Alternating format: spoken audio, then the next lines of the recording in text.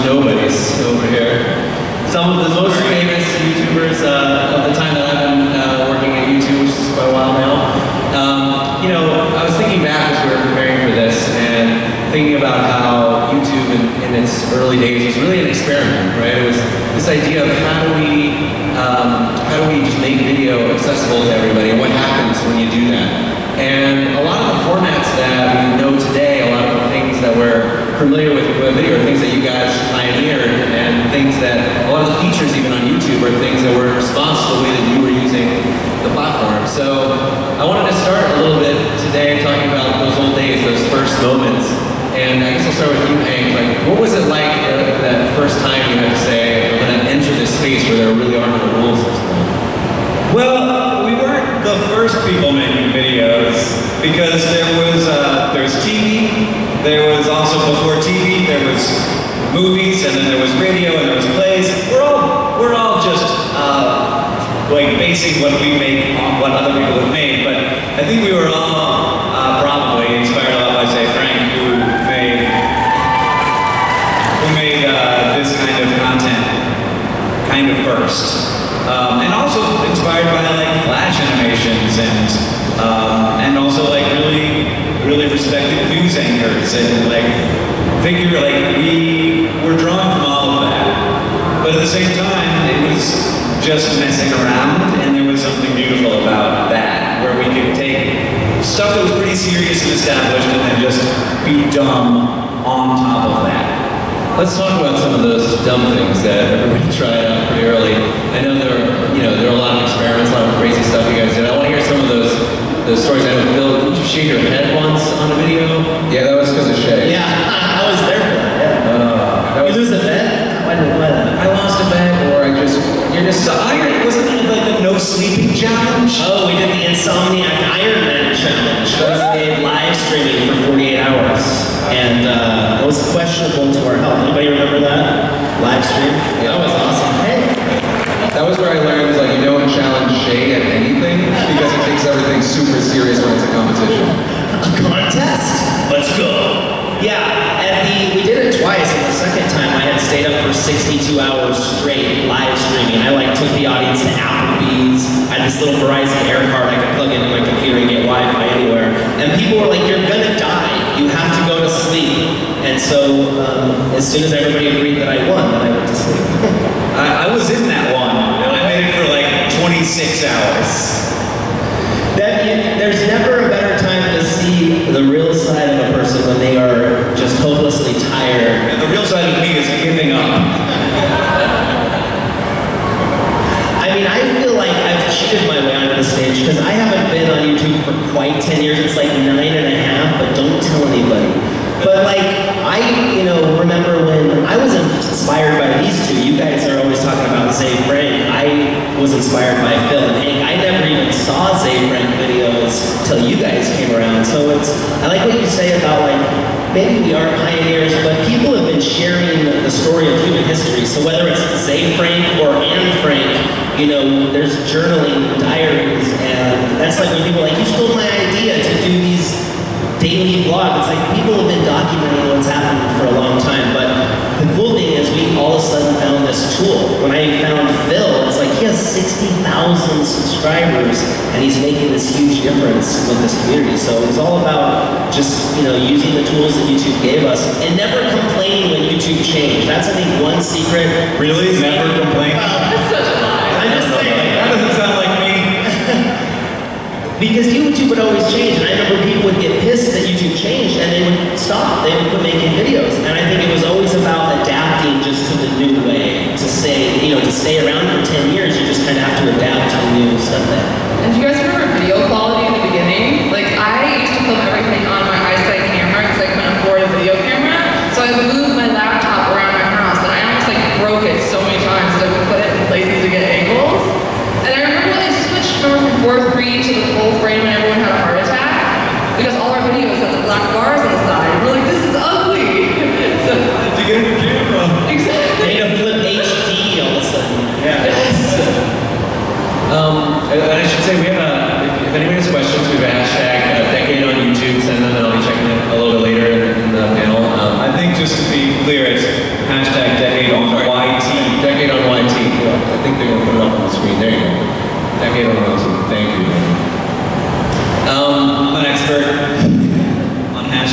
been doing it 10 years.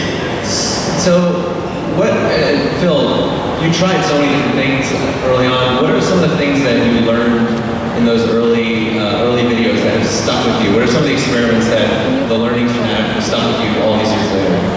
I would say all of those failed videos, all the experiments. I mean, it's not anything unique to online video creation. It's just creation. Fail as much as possible.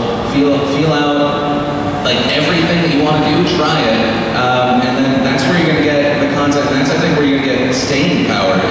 I think there are a lot of people that follow trends, and I understand it. But I think the biggest thing is always being as uniquely you or as honest to yourself when you make the content, because eventually, like, there are a lot of YouTubers that hate what they do, whether it be because they got locked into just being about one video game, or they got locked into, like, I know a lot of pranksters that hate the fact that they're known for being pranksters, and that's why you see them becoming vloggers, because they're just like, oh, I don't like this after doing it for 6 years. So I think it's always be honest to yourself. Don't be scared to change and try new things, because otherwise you're gonna hate it or you're just gonna go away. Yeah, it gets kind of boring creatively, but it also trying new stuff. YouTube is such a great platform for that, because if if somebody doesn't like it, it's like, well, I got another video coming out 2 days from now, so get over it. I can not try a different new thing. And our platform has been really great for that. We've been able to try so many different formats over the years, and some of them were complete miserable failures, and some of them were began their own shows. Let's talk about the failures for a second. Yeah, not get away. What are some of the things that you would be embarrassed almost now, years later? Are there any things that almost? Probably any of my old music videos, because I'm not the best singer, and so I need to be tuned. So when Valentine came out, it makes me sound good. The old videos are bad. If I'm gonna parody something, they sounded awful. We had a little meeting before this panel, and he was showing us old videos from 10 years ago, and all of us are cringing, watching ourselves. We're watching each other oh, I remember young Hank, that's so cute, but just But I'm yeah, your early days, you're shut up, Shay, you're so loud and obnoxious. Yeah, I mean, what you realize is that you weren't very good at it. And that's of course not, because it was my first video, or my 6th video. Of course I wasn't very good at it. But every time I rap, I'm just I know as I'm doing it, I'm why am I doing this? It always turns out badly, and yet I do it anyway. And so I have 3 of those, and I'm we've never deleted a video off our channel, and I don't want to break the streak, but I really do. There's one video I just really don't, and people who know me know which one it is. I'm that way too. For posterity's sake, I don't want to delete any videos, but there's some that I hope nobody ever sees again. I want them in my library for posterity's sake, but my butt's in the video out there, and I really, there's a big thank you, sir. Are people aware of your butt video? Nope. Why did I just announce it on stage? Check it out. Hello, Street Carl's. You did this. He tweeted this the other day. I was wanting to make, this was 7, 8 years ago. I'm gonna make a video real quick. I was about to jump in the shower, and I had this idea for a video, and I'm well, I don't want to lose that. I want to record that right now. I throw a t-shirt, hat on, no pants, because I'm in a hurry, but there's a mirror in the background. And when I went to edit, I was oh, babe, come look at the mirror. She's you can't put that up, but I loved how I delivered this idea so well that I'm I'm just gonna cut out the real bad parts where you see the full crack. I'll just cut those out, and it's just a side cheat. Maybe nobody will notice. They notice. Definitely notice. Phil, what about you? Videos I hate. I've deleted some. Okay, I'm not as big of a person as you guys, but I leave some up so you can kind of see that I didn't suck. That I've gotten better. I think that's the best way. That it's slowly been better. But yeah, I feel those are scars. They're great stories of I didn't know who I was trying something, and I think it also makes it a human thing where people go, okay, this person sucked so bad. I feel great about my content. Or look where I can get, because they see how good you are now, and then they can be well, if that's where he started, then I can get there. And that's the great thing about YouTube, is it gives you this platform to try things that you don't dare try, right? You get labeled, you get put in these categories.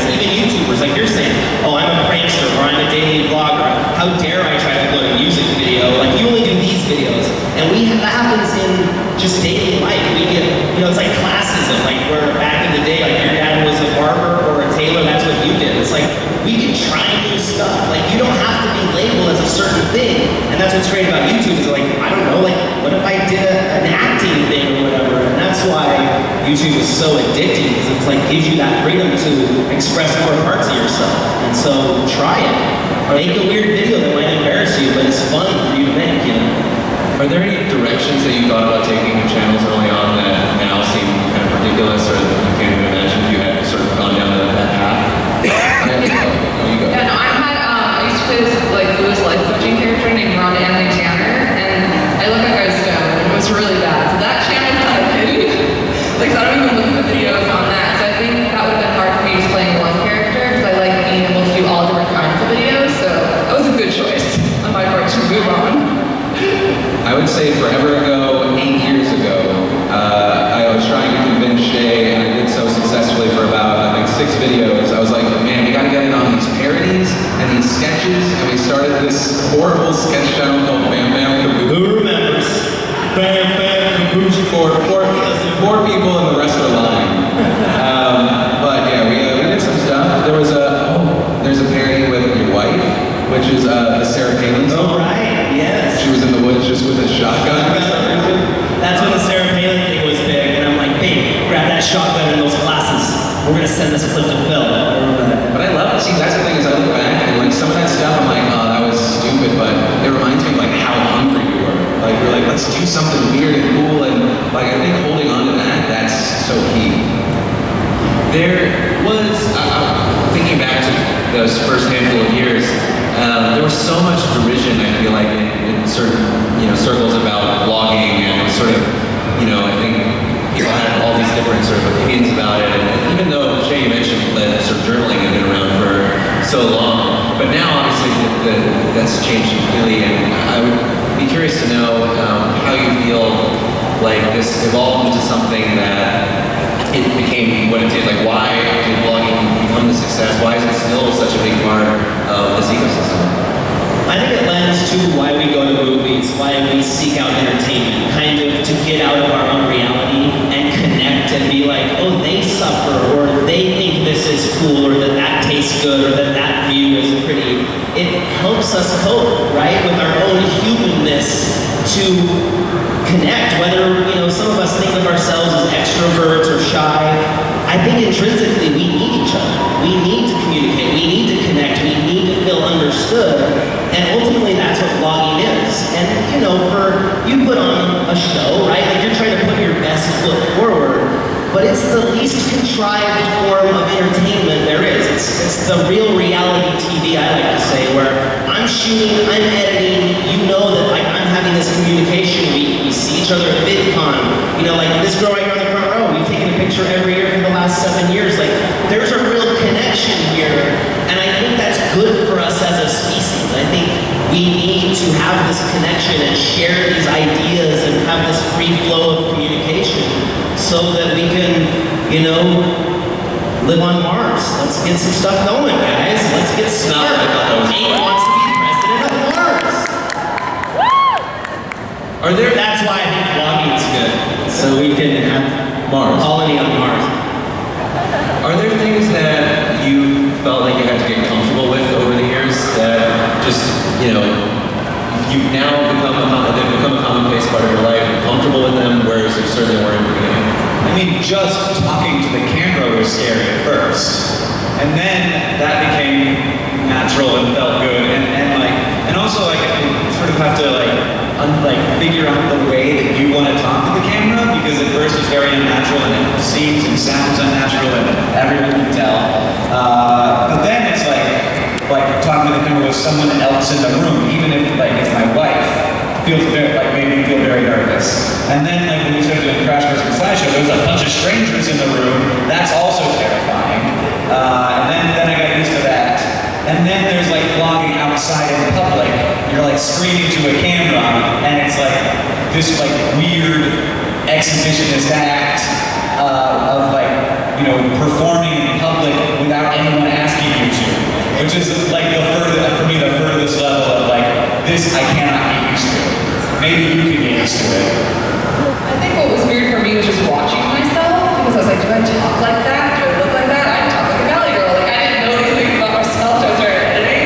So I think that was the hardest for me, was just starting to not be so critical of myself when I was going through videos. Because we had to put up so much content, and you really have to let go sometimes and be like, that's the best take, I'm just gonna put it. I spend a lot of time looking at my own face. Yes. Does anybody remember the very first time that they saw themselves on video? Like, did anything your voice sounded different than what you thought it sounded like? I remember as a kid, like, seeing myself on a VHS tape for the first time, and I was like, I sound like that? That's how I sound? Was what I hear when I speak was different than what I saw on the video. So even that is a new thing. Or like, even seeing the back of yourself is a new thing. Like, if you ever remember the first time you looked in the mirror that had another mirror, you're like, oh, that's what I look like back there. You know, like, you never see that. So like, when you're on camera, you get to know yourself. Like, it's helped me take out speech crutches, the ums, and as you edit yourself and you have to listen to you say the same stupid thing 700 times, you learn how to get rid of that out of your speech. So I think it's therapeutic, you know. I'm curious a little bit about the creator community in those early years. And Phil, we were talking backstage about the forums that you guys just connect with each other in, and how that had a pretty big impact in your life. Oh yeah, I mean, on top of YouTube, I mean, we used live streaming services back in the day. Stick'em, is that one of the first ones we used? Stick'em and Block TV, that's where I first found out about and met my wife, like all these years later. I mean, that's kind of like the first interaction. And then the first time we ever met in person was actually at a YouTube convention. This like horrible thing that failed in Baltimore. It was like, they got 8 of us to come out, and about 10 other people showed up. And it's just amazing, because that was the first time I met other people that did what I did. Because it was like, we're all just these like sheltered, kind of broken people that were like, let's talk to a camera and talk to people. And then, oh no, now we have to be next to each other. And it just slowly, I remember the first time I met Shay. I had only seen Shay, I think, a few handful of videos, and then 10 seconds after meeting him, he was giving me a piggyback ride. And I don't know, so, I mean, the bigger impact there, meet my wife, then piggyback on Shay Carl, and then the rest of the stuff. I'm working on getting that piggyback story first, but chronologically it doesn't work out. And the first collabs were so weird because we would send each other clips. Remember, we were too afraid to actually meet each other, because that would be like meeting a stranger. So we would just email each other and be like, I'm doing this, and you send me you saying this line. And we'd send each other stuff. That was the first collabs. We didn't actually see each other. Remember when it was weird to have met somebody on the internet? Many people do not. It's like, what, you met that person on the internet? Are they gonna kill you? Turns out, How did life change for you guys when you were able to start paying the bills with the creative work that you were doing online?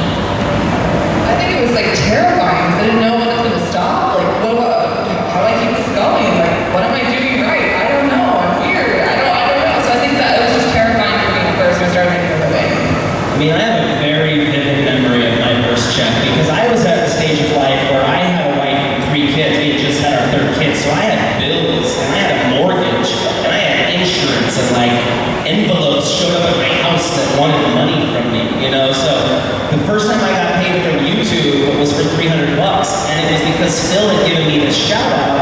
I thought it was a scam, because like I'd never really done anything on the internet, so they wanted to like link my bank account, and when that money, that $300 went into the account, I even almost thought that like this kid in Atlanta was trying to scam me. Like, he's like, hey, you should, you know, subscribe to the partner program. I was like, okay, I'll be a partner. And the first time I got that money, I went to my bank, and I was like, I'm just gonna withdraw that cash.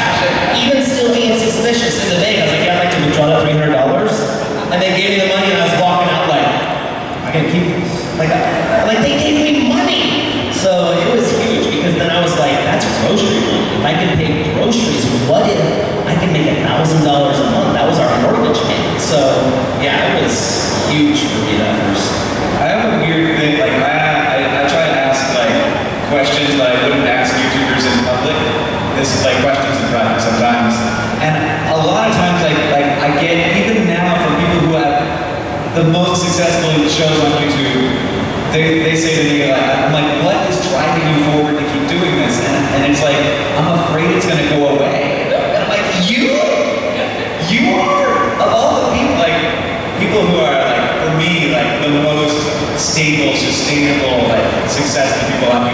still afraid of that, which I think is really interesting because it's very new. Like we were some of the first people to ever get a check from a social media company, and it does seem like this industry is still in the process of defining itself. And yeah, it's scary to be a part of something so new, but also absolutely fantastic to offer. You should start the partner program, which for us meant we could actually monetize our videos because a lot of us were uploading without being able to monetize. It's just sure. Well, we start making money, we're like, what?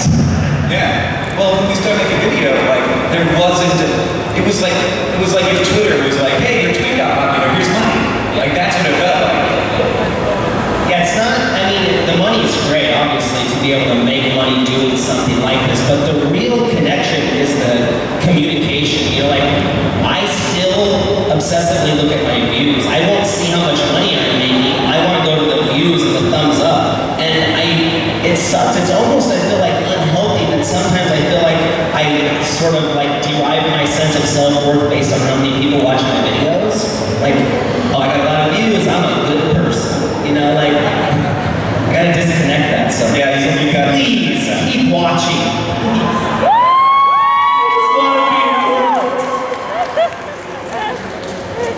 You guys have the unique experience of having lived through so many major parts of your lives in a very public and accessible way. And I'm curious, and start with you, Phil, like, do you have any reflections on that, on the idea of living a big part of your life out in the public eye and sharing it with so many people? I mean, for me, it's been this amazing experience, but it's also different because I'm not a daily vlogger, so I kind of get to pick and choose a little more. But I mean, it's never really been alien. I mean, I started making videos because I wanted to talk to people, to connect to people, to have a community. I mean, we talked about, say, Tran. A big part of the reason I started my show is I felt I was a part of the community, and then it went away, and then I wanted to have my own, even if it was small or big or whatever. But as far as how it's impacted me, I mean, my dad has a kidney because someone that has watched me for years gave a kidney, right? And he was nowhere near the only person that offered. And that's amazing. It's this digital connection that then converted somehow into this amazing net reality. And I don't know, I think more and more today, I mean, whether it be people getting in trouble for stuff they say online, it's the same thing. Online has real life repercussions, good and bad. So I think it's not alien. I think a lot of the people in this room, especially the younger people, it's already a part of your daily life. It's not even an alien concept. It's just like, oh yeah, this is an extension of who I am. And it's not this other thing, which is, I think, sometimes maybe how we feel or have felt in the past. Yeah, and I think the viewers are like your friends because they watch your videos, they know you, they already like you. And I think for me, when my dad had cancer, so just having that kind of support group, and I realized it wasn't just me, there's people that have gone through losing a parent. So I felt really fortunate when he did pass away that there was just this outpouring of love. Like everyone should have that. Every single person in this room should have someone in their corner like that. It's just sending them tweets and words of encouragement. And that's why YouTube's so unique. You have this fan base of people that you love and they love you. What about you, Shay? I mean, your whole family is grown up on video. I mean, it is. It's something that I'm constantly trying to gauge. You know, like, is it healthy? I mean, it's a sociological question that we're all kind of delving into together. But just to think about, like, how my life has changed, not only my life, but my family tree is forever changed because of YouTube and VidCon and all of like, these people. It's like the Butler family name is like has a different history now in a sense, just because of all of this happened. Unimaginable opportunities. I always say, like, this is a dream come true of a dream I never knew I even had. You know, I could have scripted a cooler scenario. So I get nervous about being so public, right? Like, I'm a dad first. I'm concerned about the safety of my kids. So I take all those proper precautions, you know, but the positive vibe that we get back, we feel far outweighs the potential risks. And we feel that we are doing good. It's more than a cool job and a hobby. We feel like it's a calling in a sense. You know, we hear stories from people that talk to us that, you know, I just met a lot of creators here. It's like, I started making videos because of you, and now I'm about to hit 1 million subscribers, or I never wanted to have kids, or I hated my family, or whatever it is that we we've all experienced, that feels good, you know, to be able to help somebody, for somebody to look at you and say, hey, I was really hurting, I was struggling, but because of something you made, I was able to come out of that and experience less pain. That's like, I want to do more of that you just said that I helped you do. So it's like this, we feed off of you guys so much. It's this, you know, cyclical thing. So like, I lost 100 pounds on YouTube, but only because I knew 200,000 people were expecting me to not give up. And because of that, I've met dozens of people who show me pictures of them losing 100 pounds. And I'll tell you what, when you lose 100 pounds, you feel good. You feel way better than you did before when you had that 100-pound monkey that you carried around. So it's been such a cool, amazing, like I can't even describe, awesome opportunity. Are there any things that you've learned about yourself over that extent? I mean, I'm sure there are many things, but are there any big things that experience of being so reflective for so many years in a public way has taught you about yourself? I'm going to start with Brittany, maybe? I think in a lot of ways it's similar to Don. Did you say some of a person's name? I was going to call out Brittany, but you can go ahead. Brittany? No, I think I've just gotten under her skin. Like, there's really nothing you can say to hurt my feelings now. I've heard everything. Let's try it. Pass the microphone around. But really, like, I think that's the good thing about YouTube. It makes you become really comfortable with who you are. Because, like, at the end of the day, I like the videos. If you didn't like it, like, I hope you like the next one. Like what we're saying, it's not, I don't know, I'm comfortable with who I am after 10 years of doing this. But I feel like I'm beginning to judge myself a little bit more. Yeah, I feel like having the responsibility of talking to other people about stuff makes me, like, think all the time about how to be a human. And I would not have the reason to do that if I didn't have people to talk about that with. But you know what I mean. And yeah, so it's kind of a diary, but the fact that it's a public diary, like I get to sort of, you know, catalog and talk and like work through my stuff. But I get to do it in a way that like I'm also trying to help other people work through their stuff and understand like their place in the universe. Really helps me. Like it's very, very therapeutic. And hopefully also helpful for other people. It's true. I mean, it is hugely therapeutic. Your audience acts or almost forces you to, you know, to be a devil's advocate of yourself. Like you'll read a comment, and the one comment that gets you is the one that you know that you're kind of guilty of. You're like, oh, I have thick skin for all the things where I'm like, yeah, no, that's not real. You're just a mean person. But when somebody says something and I'm like, yeah. Those are the ones like, shut up, stupid hater. Yeah, that's kind of true. And that's when you see enough of those that you force yourself like, well, that's kind of true about me. Instead of like fighting it, what if I just try to change or evolve on that subject? And yeah, that's happened hugely for me, for lots of stuff, for sure. Yeah, it has been very effective. I honestly think it's been very effective in making me a better person. If I'm ever mean to a person in public, somebody can tweet about that. So I just never am. I'm just nice to everyone. And that makes me much happier. I'm always like, basically treat everyone as if they are like a cool member of my audience. And that means that like, I also kind of think that subconsciously now. And like people are nicer to me. Weird. So you're nicer out of fear. Yeah, I've been scared into being nice. He's nice because he doesn't want you to know he's not nice. But it's made me nice. Very nice. And it's also made me happy. I don't think I've ever seen you angry. Oh, well.